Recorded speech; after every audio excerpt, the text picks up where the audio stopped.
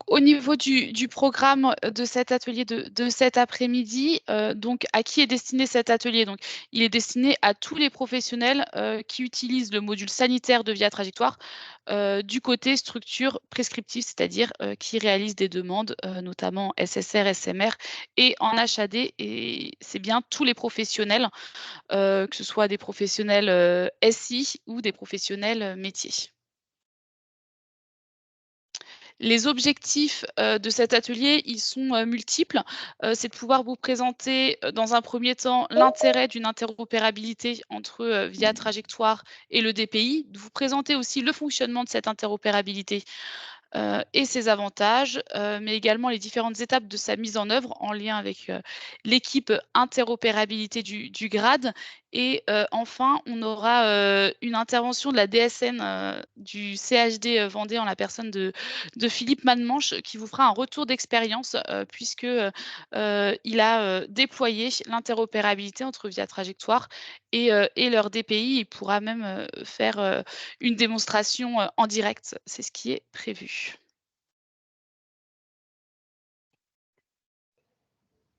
Au niveau du sommaire, donc ça reprend les différents objectifs. Donc qu'est-ce que l'interopérabilité? Quel intérêt pour la mise en place de cette interopérabilité entre mon DPI et Via Trajectoire? Comment cela concrètement, ça se présente dans mon logiciel?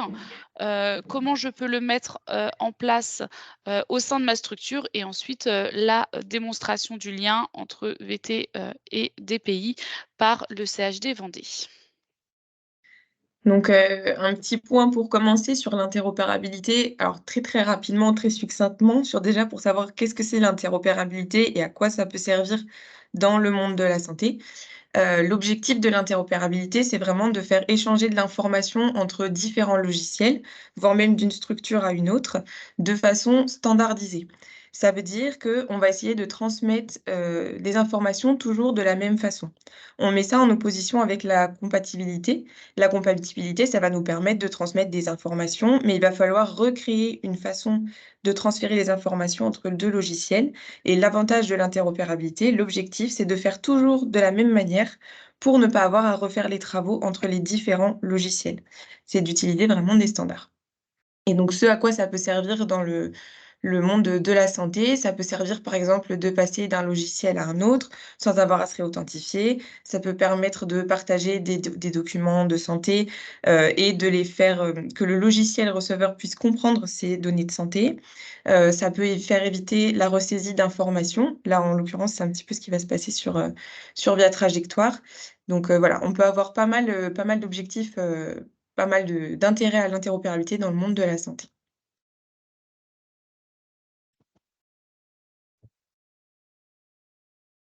Donc, en tant que professionnel, quel va être l'intérêt justement de mettre en place de l'interopérabilité entre le DPI et Via Trajectoire?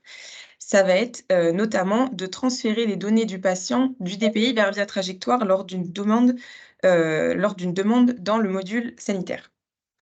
Donc ce qui va se passer, d'un point de vue un petit peu plus, pratique, on va dire, c'est que quand on est dans le DPI, sur le dossier d'un patient, alors ça se matérialise pas toujours exactement de la même façon selon les différents logiciels, mais on va avoir un onglet ou un petit bouton qui va indiquer Via Trajectoire ou faire une demande Via Trajectoire pour ce patient. On va cliquer dessus, ça va nous emmener directement dans Via Trajectoire, ça va ouvrir Via Trajectoire sans avoir à le faire manuellement. On se connecte et ensuite, l'avantage, c'est que les informations du patient vont déjà être remplies. En fait, l'objectif, c'est vraiment de transférer les informations du patient qui sont dans le DPI vers Via Trajectoire. Alors après, on a différents types d'informations qui peuvent être transmises. On va avoir les informations administratives qui sont transmises dans tous les cas. Donc, ça va être le nom du patient, son prénom, son sexe, sa date de naissance. Après, on peut inscrire, alors il y a des paramètres qui sont plus obligatoires et puis il y en a d'autres qu'on peut rajouter, comme l'adresse du patient, et cetera, qui ne sont pas obligatoires. Et on va également avoir, alors seulement sur la deuxième version, de ce qu'on appelle le transfert de contexte, on peut également transmettre les données médicales et paramédicales du patient. Donc, sur, par exemple, ses traitements médicaux et cetera. Et donc vraiment l'objectif, c'est d'éviter la ressaisie dans Via Trajectoire pour faire une demande, sur le module sanitaire.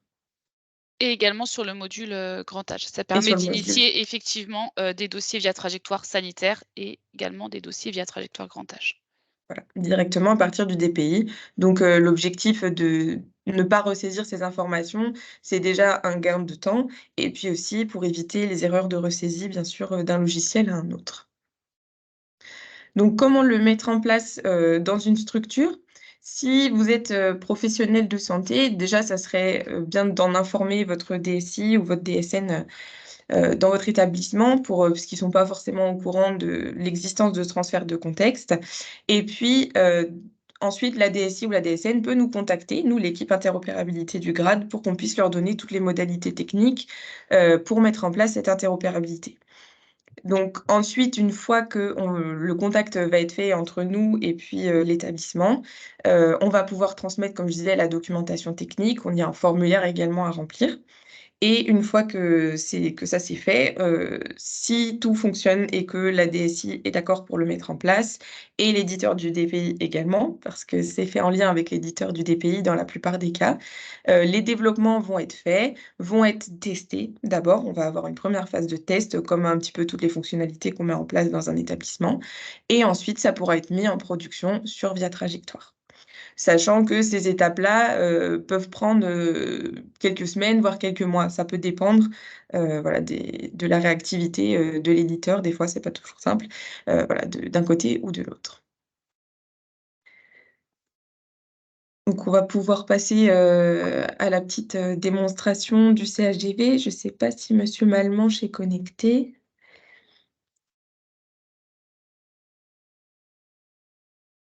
Alors, je ne le vois pas dans la liste des participants. J'essaye de voir pour qu'on le contacte, en direct. Peut-être, avant la démonstration côté CHD Vendée, est-ce que ça soulève, certaines questions à votre niveau suite à ces premières slides de présentation concernant l'interopérabilité, via trajectoire DPI? Ça peut être des questions plutôt d'un côté, métier, ou alors d'un côté technique. Alors, je vois une question là sur les logiciels déjà compatibles. Il y en a une petite liste. Ce qu'on peut faire, c'est qu'on peut vous transmettre, on pourra vous transmettre la liste des logiciels, alors, qui sont déclarés comme interfacés avec Via Trajectoire. En vrai, est-ce que ça l'est vraiment ou pas? Voilà, ça nous, malheureusement, de notre côté, on peut pas le vérifier, même Via Trajectoire peut pas le vérifier. Mais on peut vous transmettre au moins, la liste, des éditeurs et en l'occurrence des DPI qui sont déjà, interfacés. Et donc comme je le disais en plus tout à l'heure, d'un point de vue plutôt technique, il y a 2 types d'interfaçage. Heu, Selon les éditeurs, on va pouvoir mettre en place plutôt l'un ou l'autre. Le premier type d'interfaçage, ça va être, une URL, cryptée. Qui peut être mise en place uniquement pour les éditeurs qui ont déjà mis en place ce lien-là. On le fait plus avec les nouveaux éditeurs et pour les nouveaux éditeurs, ça va plutôt être sous la forme une requête HTTPS POST. Voilà, pour, les profils plus techniques, qui seraient présents. Je vais juste retrouver la liste et puis je vais pouvoir la transmettre peut-être dans le chat.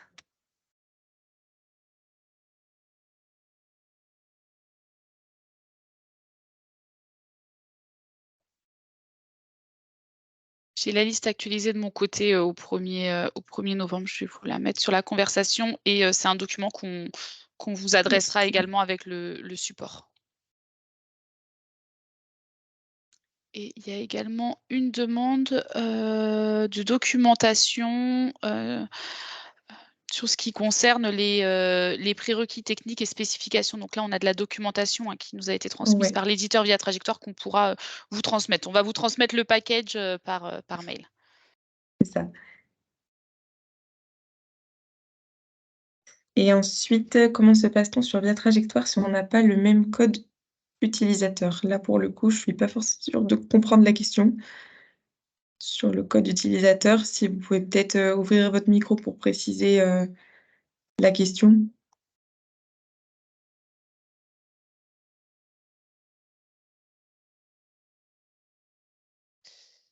Entre le DPI et via Trajectoire. comment en fait Via Trajectoire, à partir le nom d'utilisateur n'est pas le même dans le DPI et dans Via Trajectoire, donc comment Via Trajectoire, reconnaît et fait le Ouais, lien en termes de connexion? alors ce lien-là, il y a besoin de se reconnecter sur Via Trajectoire. On garde le contexte patient, mais il y a une obligation de reconnexion. Alors sauf sur le transfert de contexte V1, sur l'URL cryptée, dans le cas où, via cette URL, on transmet l'identifiant et le mot de passe, Via Trajectoire de l'utilisateur.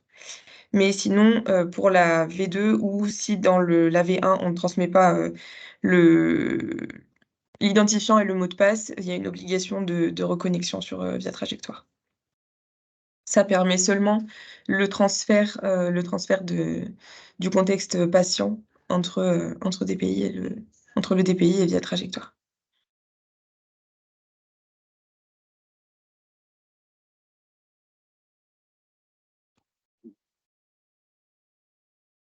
Je sais pas si est-ce que vous avez d'autres questions? En attendant, là, je voyais que monsieur Malmanche a C'est bon, je suis arrivé, je suis c'est désolé, bon. j'ai un petit problème d'invitation. Parfait, Je pas de tapais souci. dans le vide, ouais, donc excusez-moi Pas pour de le retard. souci. Pas de souci, on commence à répondre aux questions en même temps. D'accord. Mais là, il n'y a pas l'air d'en avoir d'autres, donc je pense qu'on va pouvoir passer, peut-être plutôt à votre Petite petite, démonstration? Ouais, présentation, c'est ça? Si vous pouvez un petit peu nous expliquer, comment ça s'est passé pour mettre en place, l'interopérabilité, enfin le transfert de contexte entre votre DPI de la trajectoire et puis, on s'était dit une petite démonstration, bien sûr, sur comment ça fonctionne, sur votre tout à DPI, fait. donc sur Easily en l'occurrence. D'accord, oui, effectivement, comme vous le spécifiez, nous aujourd'hui, nous avons notre DPI intégré effectivement qui est Easily, donc qui est déployé sur plusieurs établissements du GHT, donc en l'occurrence à La Roche-sur-Yon, CHD Vendée, aujourd'hui à Fontenay-le-Comte, également à la Châtaigneraie, qui sont les trois établissements qui sont déployés en mode GHT avec Easily aujourd'hui, donc qui bénéficient effectivement de l'intégration via Trajectoire. Donc chacun des établissements peut se connecter, aller chercher de l'information sur Via Trajectoire pour le contrôle de dossier et également créer des dossiers dans Via Trajectoire sur les deux domaines grand âge et SSR. Donc en l'occurrence.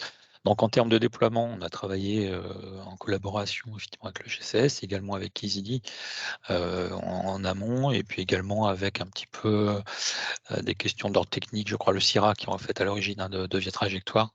Voilà. Donc, on a travaillé aussi un petit peu avec eux, avec des échanges, effectivement des tests et des flux en questions-réponses avec eux, donc à chaque fois avec une disponibilité assez importante, qui nous a permis quand même d'avancer et de mettre ça en place assez rapidement.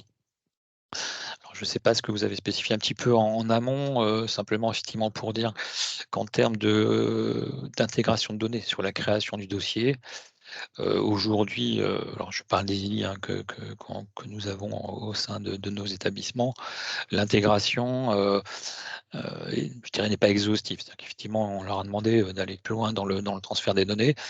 Comment dire, l'application et le format d'échange est assez large. En fait, il y a un fichier, il y a des documents Mmh. qui existent sur l'intégration. Je ne sais pas si vous l'avez déjà spécifié. Et on peut passer beaucoup de choses.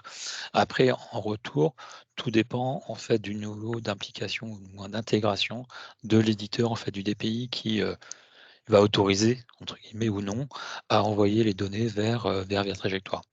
Alors c'est vrai que sur la partie DPI Easily aujourd'hui, on est sur des données purement administratives, passe également le médecin traitant, quelques informations sur la date d'intervention, enfin des choses comme ça, mais effectivement on est loin quand même du potentiel complet, que permet effectivement le transfert des données de Via Trajectoire, enfin ce que peut récupérer en fait en l'occurrence Via Trajectoire. Ouais, ce que je disais tout à l'heure, c'est qu'on D'accord. pouvait transférer effectivement des données administratives ainsi que les données médicales Mmh. et qu'effectivement, comme vous dites, ça dépend de l'éditeur de DPI, de ce qu'il Complètement, oui. Mmh. autorise, voilà, de ce qui est implémenté. On peut transférer ces données-là, après ça ne veut pas dire que c'est une obligation. Donc Voilà, ça après, va je sais dépendre de qu'on a fait la l'éditeur. demande et les ressources chez vous aussi ont fait la demande, hein, Mmh. via je crois, la partie interop, C'est ça. d'élargir effectivement le périmètre. Donc après, c'est à volonté de l'éditeur d'accepter et de donner son délai pour réaliser. Même on peut bien sûr, en tant qu'établissement, appuyer la demande et effectivement faire part de nos orientations, mais voilà, Mmh. il n'y a que l'éditeur qui décide effectivement de ce qui est potentiellement intégrable, enfin du moins, ce qui peut partir de chez lui. Voilà. C'est ça. En complément, hein, on a des établissements au niveau de la région, Pays de la Loire, établissements de santé qui disposent d'une interop, complète, VTTPI avec notamment les données, médicales. Je les ai pas, j'ai pas tous les établissements en tête, mais je pense notamment à la clinique de l'Anjou, qui a, expertise. Donc C'est voilà, ça, selon, expert ça santé. dépendra de votre, Oui. de votre, éditeur, de DPI. Oui, le champ est large, hein, et effectivement, on Mmh. peut passer beaucoup d'informations. C'est ça.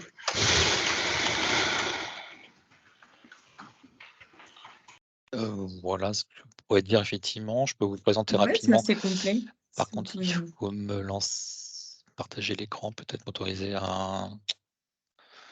alors là, Alors, je sais pas si. Est-ce que moi je vais être en capacité de vous présenter? Il faudrait m'autoriser en fait. Ah non, est-ce que vous êtes les seuls à pouvoir le faire? Je viens de le faire Ah ok, normalement. ok, super. Voilà. Est-ce que tout le monde voit mon écran? Est-ce que c'est bon pour vous? ouais, c'est bon de Oui, mon on côté. le Voilà. voit. Alors je vous passe la partie logging effectivement, bon, qui est pour nous chez nous en fait en mode automatique SSO, donc on récupère automatiquement nos logins mots de passe. Donc une fois qu'effectivement j'arrive sur le DPI, j'ai accès à de la recherche. Moi, je vais chercher un nom de patient ici, nom, prénom, IPP, sexe, quel que soit. Mais je peux aussi partir en fait d'un patient actuel qui était dernièrement utilisé. Donc je vais passer par ce patient-là. Je ne vais pas faire de recherche spécifique, mais ça marcherait exactement de la même façon.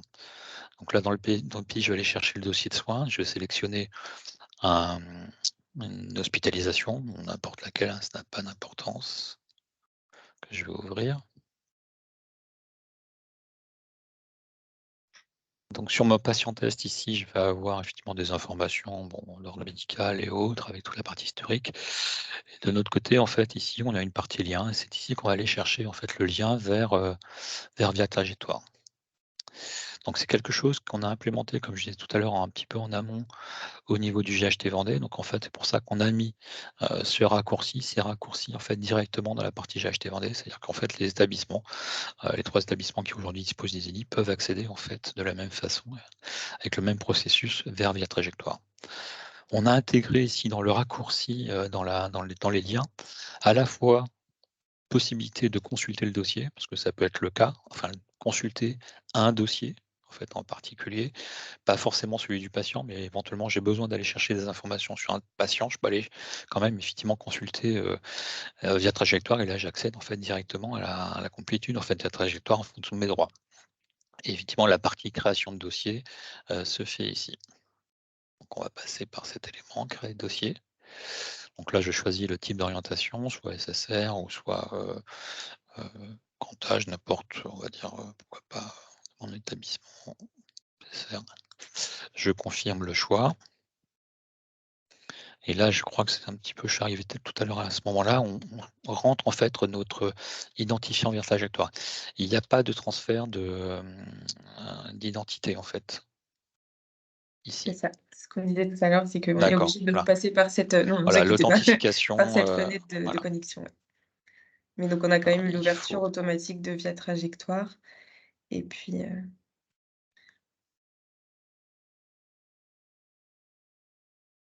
voilà. Donc une fois que j'ai passé l'étape de connexion, j'arrive sur la partie identification et création du patient. Donc il me reprend, comme je disais, les éléments effectivement en rouge sont les éléments qui ont été, récupérés du dossier patient, donc l'établissement, l'unité, le nom, le prénom, la date de naissance. Voilà, donc ce sont les éléments effectivement qui sont saisis, qui sont remontés par défaut. Donc à partir de là, je peux, enclencher en fait la création du dossier, ce qu'on va faire. Bon, je suis pas expert, donc bon, je vais quand même continuer, même s'il y a des tests qui ont déjà été faits. Il me remet effectivement, les demandes, initiales. Peut-être effectivement, il y a déjà quelqu'un a ouvert déjà une demande. Je peux ouvrir la demande et la reprendre en cours si ma collègue ou mon collègue peut-être a fait déjà cet exercice en amont. Donc là, je vais continuer en fait la création pour avoir un troisième. Voilà. Après, je suis pas expert hein, de la saisie derrière. Donc Après, après, c'était voilà, l'objectif, j'enclenche c'était déjà effectivement, voir voilà. ces différents champs qui étaient déjà pré-remplis justement grâce Voilà, au transfert de contexte et donc on peut en mettre plus ou moins, comme on disait tout à l'heure, selon votre éditeur de DPI, selon c'est ce qui ça. est choisi au niveau d'un côté technique, on va dire. Ouais, Et ce qui est possible aussi d'un côté technique. tout à fait, ouais. Je sais pas si ça est-ce que ça suscite des questions peut-être? Alors, il me semble là que c'est, la version 2 du transfert de contexte que vous utilisez? C'est ça, tout à fait, la V2, oui. C'est ça, c'est la V2, mais comme on disait, voilà, du côté d'Easily, ça seulement les données administratives ont été autorisées, à être transférées Voilà, d'un logiciel à un autre. il y a le médecin traitant également et la date d'intervention, s'il y en a une également sur le. Ouais, donc c'est quand même, il s'agit quand même de la V2. Mmh. Et effectivement, à partir de là, si, on revient sur mon patient et sur, Easily, je peux consulter un dossier. Là, effectivement, à partir du moment où je me suis connecté, la première fois ici, là, pareil, je passe outre la connexion. Par contre, effectivement, je bénéficie de la connexion qui est en cours. Mais si, par exemple, je sors de ce dossier-là, je devrais effectivement quand même, malgré tout, me reconnecter. Et puis là, bon, je peux aller, en fonction de mes droits, là aussi, aller vérifier, Mmh. mes dossiers, et cetera. Donc, voilà. Donc ça, fonction effectivement, bien sûr, des droits qui sont associés. C'est ça. Merci Donc beaucoup on pour, a permis effectivement de nous juste effectivement on a mis cette consultation parce que c'est vrai que ça évite de ressortir et puis on peut à un moment donné avoir besoin de consulter, une information même s'il est pas forcément en lien avec le patient, tel quel quoi. Ça peut être aussi intéressant pour avoir un petit peu une vue de la charge ou autre sur la trajectoire à ce moment-là. c'est ça. Et donc pour répondre à votre question, monsieur O, oui, ça dépend du coup de l'éditeur ou alors des développements en interne. Alors dans la région, on n'a pas eu le cas, mais je sais que dans d'autres régions, il y a des établissements qui ont développé eux-mêmes, ce transfert de contexte sur leur DPI et donc là, en l'occurrence, ils peuvent choisir plus facilement ce qu'ils décident de transférer. Mais effectivement, si vous le faites en lien avec votre éditeur, c'est l'éditeur qui pourra effectivement refuser ou non de transmettre certaines informations. Après, ça dépend de comment est-ce que vous fonctionnez avec votre éditeur habituellement, sur ce genre de travaux, quoi. Voilà, nous c'est pas un Easily, c'est pas fermé, hein, c'est effectivement ils sont en réflexion, ils le feront certainement à un Mmh. moment donné, mais voilà, c'est pas pour l'instant, c'est pas accessible. Merci beaucoup monsieur Mélamanche, en tout cas De pour rien. votre présentation. Je pense que ça permet de rendre ça un petit peu plus concret déjà de voir comment ça fonctionne. Est-ce qu'on a d'autres questions qui qui viennent peut-être d'un côté, on a eu des questions techniques, peut-être d'un côté métier, je sais pas si est-ce que c'est assez clair sur, ce que ça permet, ce transfert de contexte?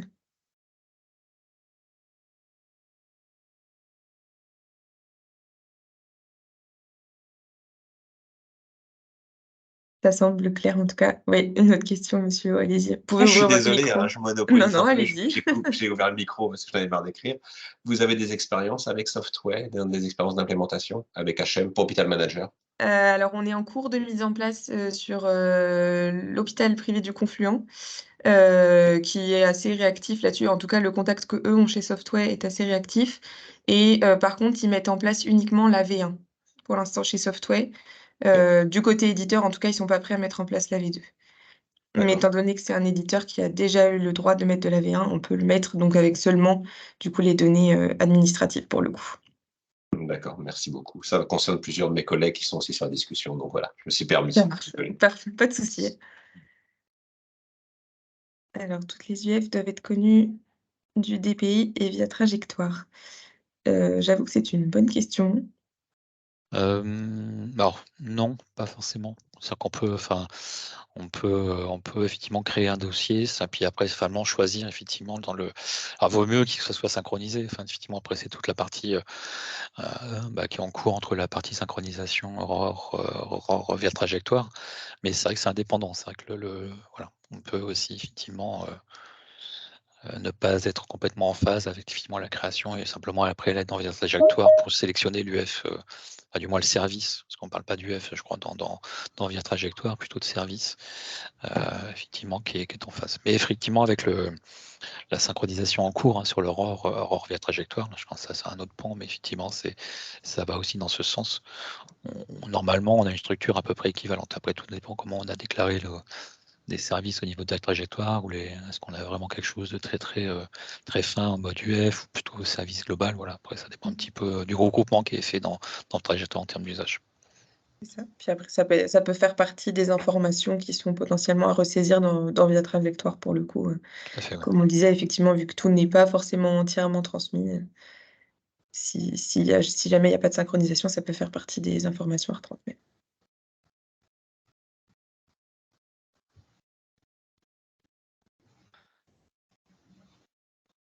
Et la liste est longue, hein. Enfin, là, j'ai un document, j'avais le PDF, je sais pas si je Sur peux les diffuser comme ça. ouais, Voilà, les hein, informations qui sur peuvent les être transmises, informations, effectivement. il y a beaucoup de choses, hein. Donc, c'est sur la partie V2, Mmh, et suivant effectivement les modules, soit SSR ou c'est ça, PA, également, donc il y a de quoi faire. Enfin, on peut vraiment, il y a des c'est choses ça. qui sont possibles suivant les domaines, mais il y a aussi beaucoup d'informations. Je pense que c'est peut-être quelque chose que vous diffusez, enfin, vous allez diffuser, Ouais, mais c'est je suis ça, tout à on va transférer en même temps que le diapo, je tout à pense, fait. les informations techniques pour pouvoir transmettre. Alors, je sais qu'il y a certaines personnes directement de la DSI ou DSI des établissements qui sont présentes aujourd'hui, mais Mmh. pour, les professionnels de santé, en tout cas, pour pouvoir, transmettre également, si vous voulez faire une demande, du côté de vos DSI, voilà, d'avoir directement ces informations Mmh. techniques à leur transmettre également.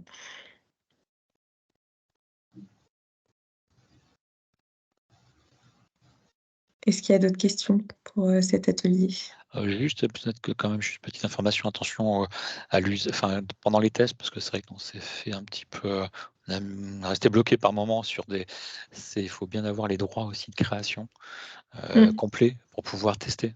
C'est vrai que moi, effectivement, on avait une petite problématique, on est resté bloqué un petit peu de temps, pas très longtemps, mais et on comprenait pas pourquoi ça fonctionnait pas. Il faut vraiment avoir un niveau, comment dire, le plus large possible en fait en termes d'usage avec les droits de création.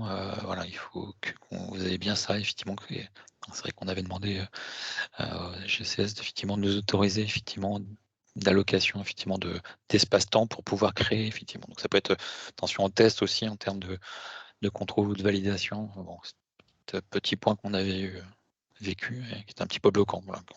Ça marche. Bah, c'est toujours bon de savoir les petits Non, points non, mais c'est bloquants que vrai, enfin, certains ont pu rencontrer et on est comme ça resté, voilà, permet effectivement, voilà, tout à fait. d'avancer plus vite des fois. On avait testé, on n'avait pas les droits derrière, c'était tout bête, on n'avait pas les droits complets, effectivement, pour pouvoir créer les dossiers Mmh. sur cette partie-là.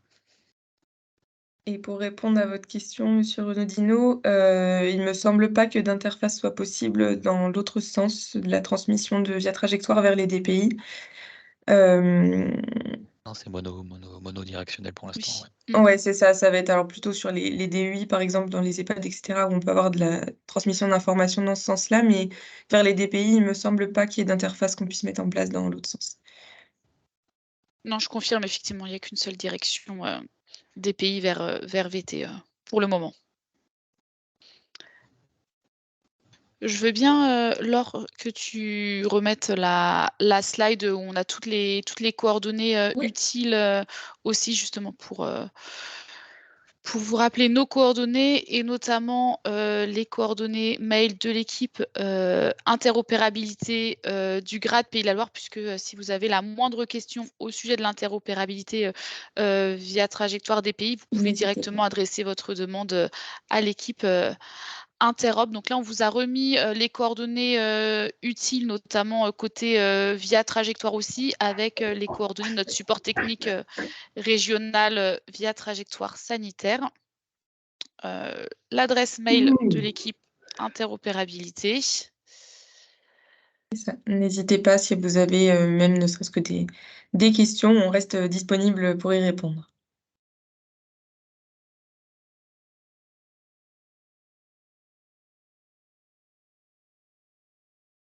Et je ne sais pas s'il y avait une autre slide, notamment avec le lien vers notre page régionale, via trajectoire ou si Ça ne c'était me dit rien. notre Non, dernière slide. C'était notre c'est la dernière dernière slide. Donc, slide. comme indiqué au début de l'atelier, on va vous envoyer là, dès cet après-midi l'ensemble de la documentation avec les informations techniques, le type de données transférables, etc. V1, V1, V2, ainsi que le support diffusé lors de cet atelier. Et prochainement, on mettra à disposition sur notre page régionale via trajectoire sanitaire cet atelier en replay. Merci beaucoup à tous pour votre participation. N'hésitez pas, hein, si vous avez encore des questions, à Ouais. directement activer votre micro, utiliser l'espace de conversation. On est encore disponible.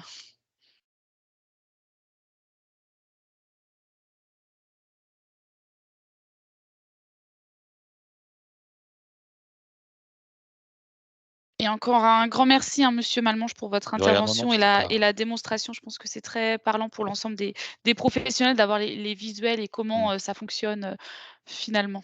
Donc un grand merci à vous. Merci.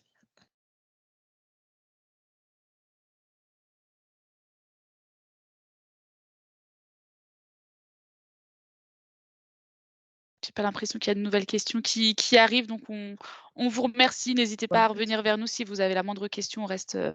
On reste disponible et on vous souhaite un bel après-midi à tous. Bonne journée à tous. Au revoir. À bientôt.